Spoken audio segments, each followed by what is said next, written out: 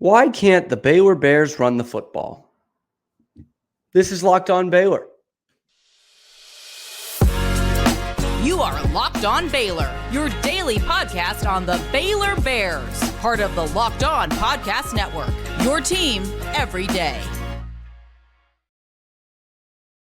Welcome to another episode of Locked On Baylor, brought to you by eBay Motors. I'm your host, Cam Stuart. Thank you for making it your first listen today and every day.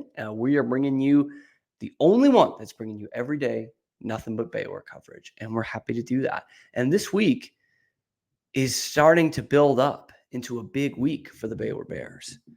I don't know about you guys, and I'm going to talk about this more so tomorrow and Friday, but I think the Bears have a chance this weekend on the road in the bounce house. I know. But first things first, I asked the question at the top, why can't Baylor run the football? Why can't Baylor run the football? It's a great question. They were obviously so excellent at it in 2021. And they were pretty darn good at it last year too. So I'm going to make myself a little taller here for those of you on YouTube. I don't have a great answer, but there's definitely a multitude of things. And the person I'm going to focus on here is Richard Reese, because I picked him to be the number one player for Baylor this year. And lo and behold, he's having a very, very quiet first month of the season, and so have the Bears in toto in the run game. But Richard for the other night. So Dom Richardson has been kind of the feature back when he's been in there, but he's been banged up and he played not 100%. They said that right after the game. You could tell. Richardson only had 6 carries, 4 yards. Reese, for what we know, as far as we know, is completely healthy. 3 rushes, 8 yards, 2.7 a carry. 3 touches of the football against Texas. And what was your biggest game of the year? This is the guy who comes in Big 12 freshman of the year, 970 yards, 14 touchdowns. He's setting the freshman record for the program. And there was nothing bad to take away from that season last year, other than maybe he probably took a few many hits. We talked about that a few times. By the end of the season, he was kind of the only back that you could hand the ball off to in the backfield. But that's not a knock on him. I mean, he had an excellent season, and that was really one of the bright spots for this offense, was that you have your guy of the future. You need someone else back there with him to make it a potent attack, which Baylor went out and they did. They got Dominic Richardson for that very reason, but you thought having Richard Reese back, and I said it when I picked him as the number one player, don't overthink it. He had the best season last year. He's only going to get better this year. And then fast forward, week 4, 3 carries for 8 yards. So what has it been? Because even when things have been going well, he's not been getting that many touches. He did have 2 touchdowns against LIU, so give him some props there. But where has this been? I mean, the guy was an absolute bell cow last year, and all of a sudden, it feels like they don't trust him to be a lead back for this offense, as evidenced by the numbers he's been putting out this year.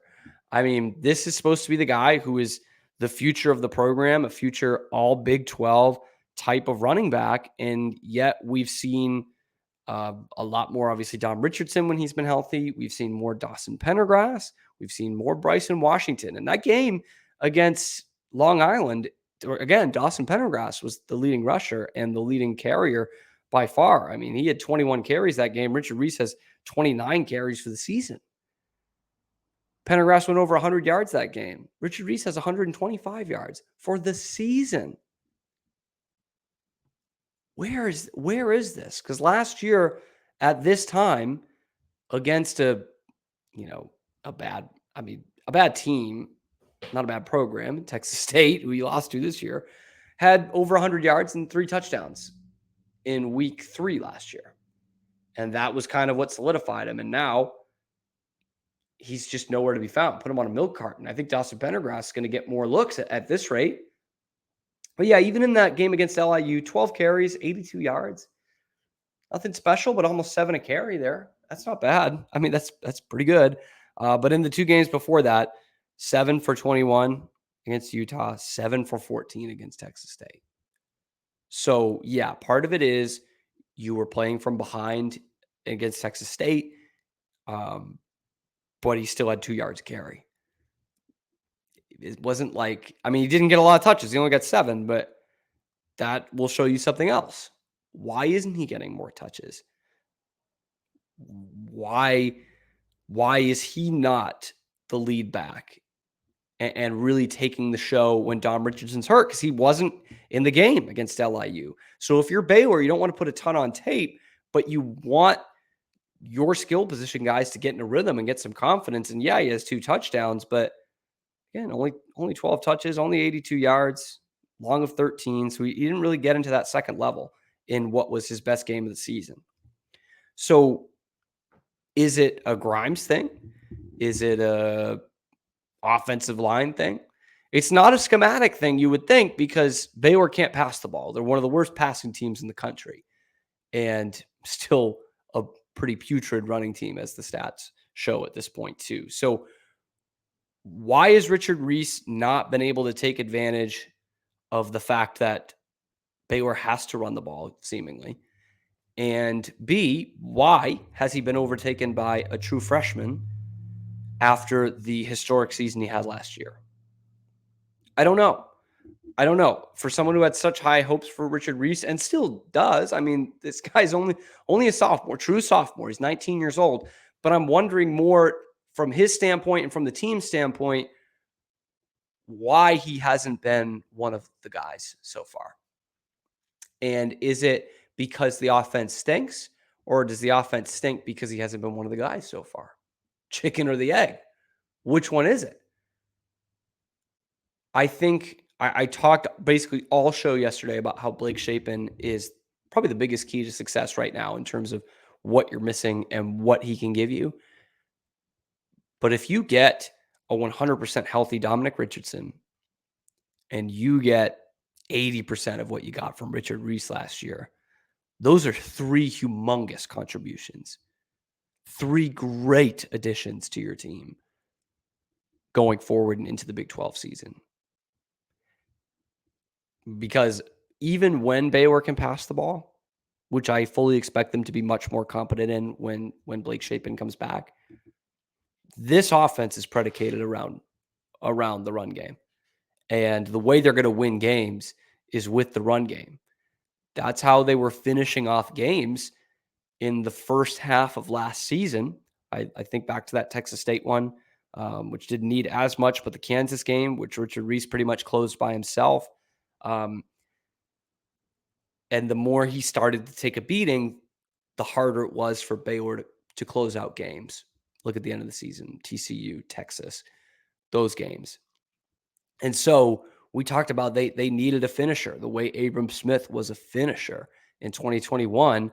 And it looked like Richard Reese was going to be that. It looked like bringing in another guy. And Dave talked about a two-headed monster, 1-2 punch of these guys in the backfield, both number 1 backs. That has not produced anything. Neither of them have had a 100-yard game yet. The only 100-yard rushing game for the Bears this season was Dawson Pendergrass, a true freshman. And hate to belabor the point here, but your leading rusher last game was RJ Martinez, your backup quarterback. So where is Richard Reese? Has he been dealing something we don't know much about in terms of an injury? Maybe something off the field?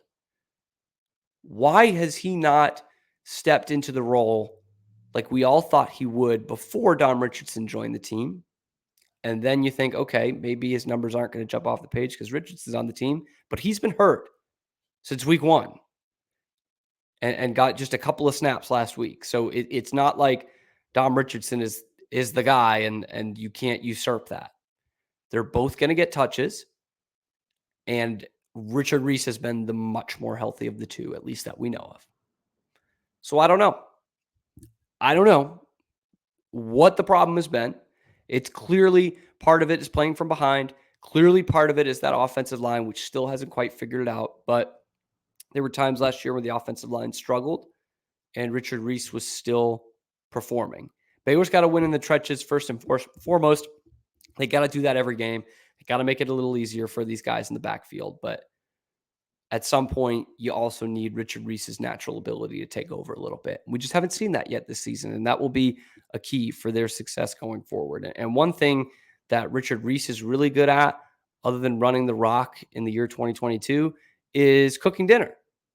I just know he loves to cook. He's great at doing it. He doesn't love to go for groceries, though. So what he does is he orders from DoorDash grocery delivery, because I do the same thing, Richard. It's super, super, super convenient. You just go there. There are fresh groceries all the time. You've got people who are going to go and do that shopping for you. You can make edits while they're out there, which is great. And then you get everything you want. You get it delivered right to your door. So you don't have to go out. You don't have to deal with the traffic and the parking lot and the people not paying attention in the cart in front of you and running into you and the kids that run around. You don't have to deal with that because you're doing DoorDash. You're getting it delivered right to your door. Okay, you've had them, you've trusted them before with all of your restaurant favorites. Now you're going to trust them with your groceries too. I do the same thing. You can get 50% off your first DoorDash order up to a $20 value when you use code LOCKEDONCOLLEGE at checkout. That's a limited time offer and terms apply. But again, that's 50% off up to $20. No minimum total, zero delivery fees on that first order when you download the DoorDash app in the App Store and enter the code LOCKEDONCOLLEGE. I'll spell that out for you. LOCKEDONCOLLEGE for 50% off your first order with DoorDash.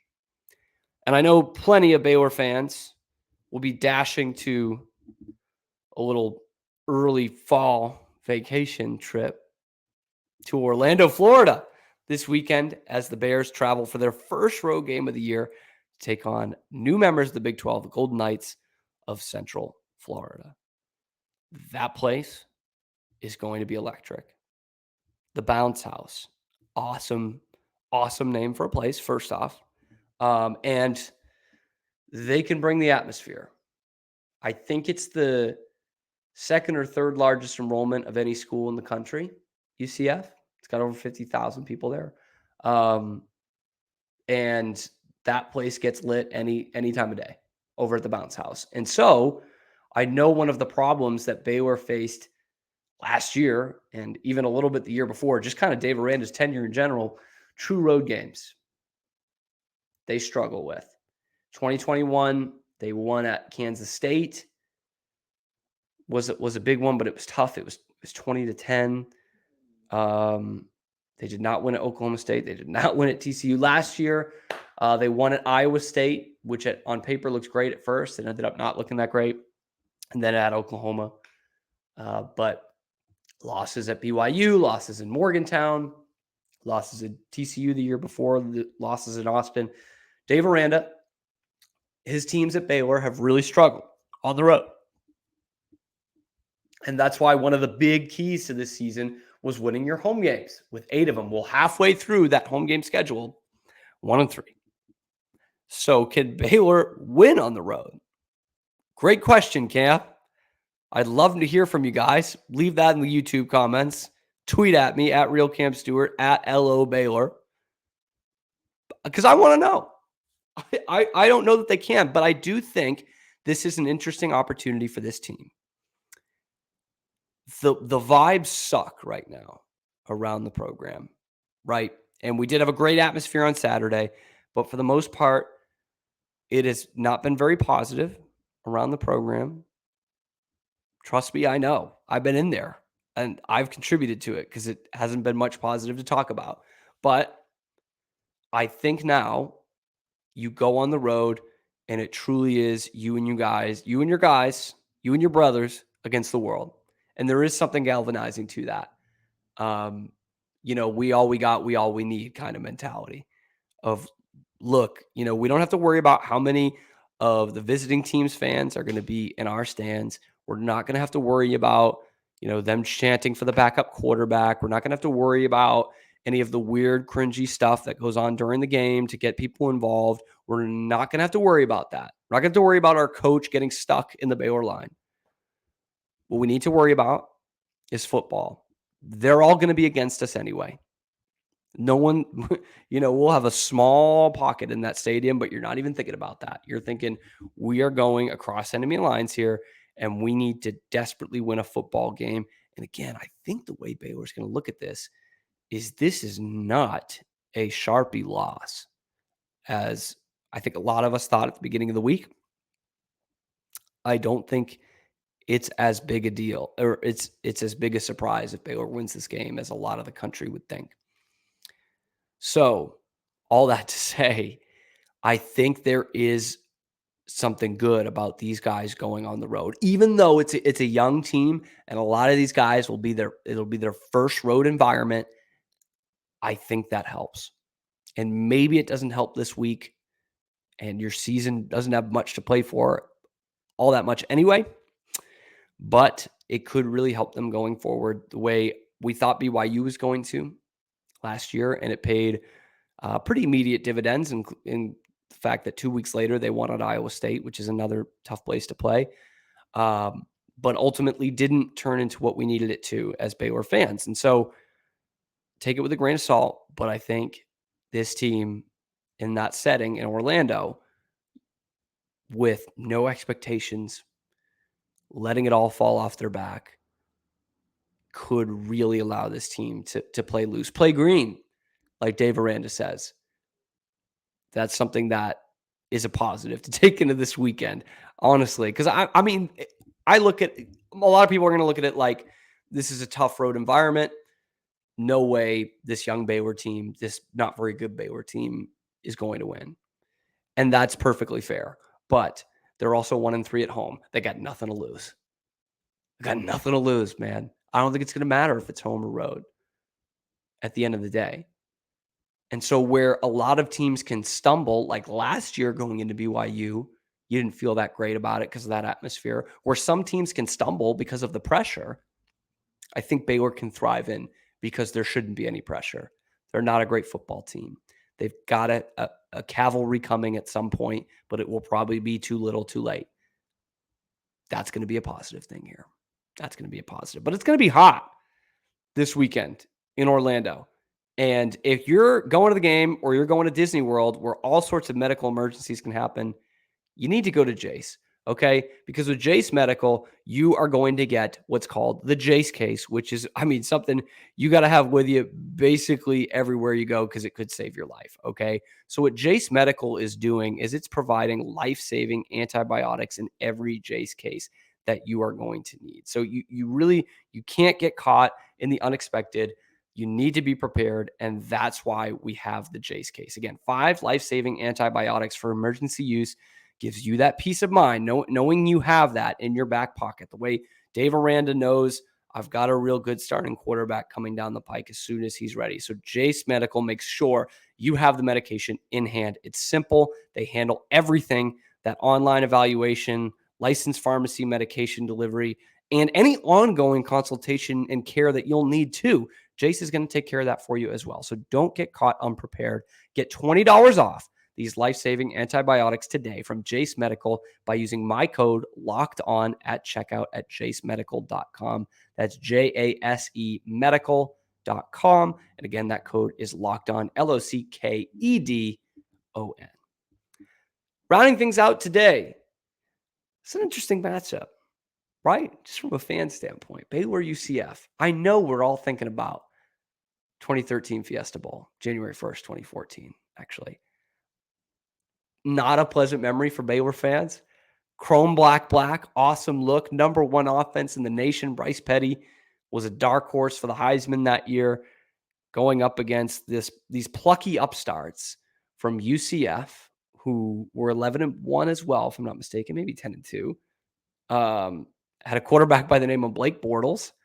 And this was their first foray into kind of big time bowl games. You know, they weren't the group of 5 darling that we knew them as a few years later, and annoying group of 5 darling that we knew them as a few years later. This was still an unknown, and it was a top 10 matchup.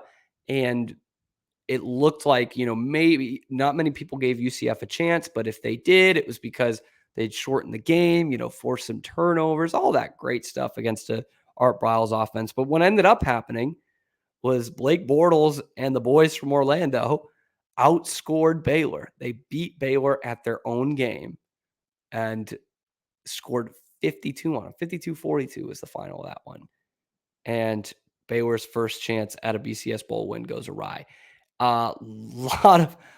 It was a really great game, especially looking back on it. I watched it actually over this summer and kind of cut it out when UCF got to 52 points. But it was a super entertaining game. It brings back a ton of great memories. And I don't know that this is 10 years of payback in the making. You would have liked to have played them the next year. But this could be an intriguing rivalry. I mean, these are programs that, in terms of where they're at right now, are actually pretty similar. Historically, they neither have like great championship histories, but Baylor's football history is a lot longer than UCF's. But they're interesting because they're very similar programs right now. UCF's a much bigger school. They're a public school. They're not private like Baylor is. But in terms of their place in the college football landscape, they are plucky underdogs. They are in great recruiting bases with Baylor in Texas and UCF in Florida. They both have these big brother programs within their state. Of course, UT, A&M, as opposed to Florida, having Florida State, and Miami. And both have outperformed those big brothers for the better half of a decade here. Baylor also has TCU in here in Texas, which has been doing their job as well, but very similar in terms of, how the fan base thinks about things. Does that make sense? Like for UCF, they don't get this opportunity the way we do, but like beating Florida State and or Florida is like a giant bowl win. Whereas Baylor, when you beat UT or when you used to beat A&M, that kind of feels the same way. And holding that over your rivals of, yeah, you guys have the history, but what are you doing for me lately? Because we're beating you guys. We're winning the conference championships. We're going to the BCS Bowls. We're lucky to get College Game Day once every other year, and it's a big deal for us. And we're putting guys in the pros like we have been for the last 20 years. UCF's done pretty well at that. Sante Samuel, Dante Culpepper, all those guys. And so that just makes it intriguing for me. They're never going to be what TCU is, what Tech is, or even what UT is. And then you, of course, added another in-state school in there in UH, and you added another what feels like a more natural rivalry in BYU. But UCF fans get after it at the Bounce House and on Twitter. They can be very annoying. They have been since 2017 and probably before. But that's good. That puts some juice into this game. And I hope that builds up towards the end of the week here. I know we don't have much of a leg to stand on as Baylor fans being 1-3, but this could get some juice. I think this is a game Baylor could win. And I think that this will have some good fan interactions throughout. These UCF fans are insufferable, man. And I mean that as a compliment now, probably not later, but they are insufferable. They will make the case for anything. Basketball season is going to be really tough on them, but they are great football fans. So, is it going to be a great rivalry? No, probably not. But it can make for some fun viewing if both of these teams start their ascent again under Gus Malzahn and Dave Aranda, respectively. If they can ascend back to those conference championship contenders, this could be a fun one. It's going to be a fun one this weekend, that's for sure. We're going to talk a lot more about UCF later on in this week as it goes on for Thursday and Friday shows. We're going to talk more about UCF and the opponent and what Baylor can expect from there. So tune in tomorrow. Thank you so much for joining. I'm Cam Stuart. This has been, always will be, Locked On Baylor.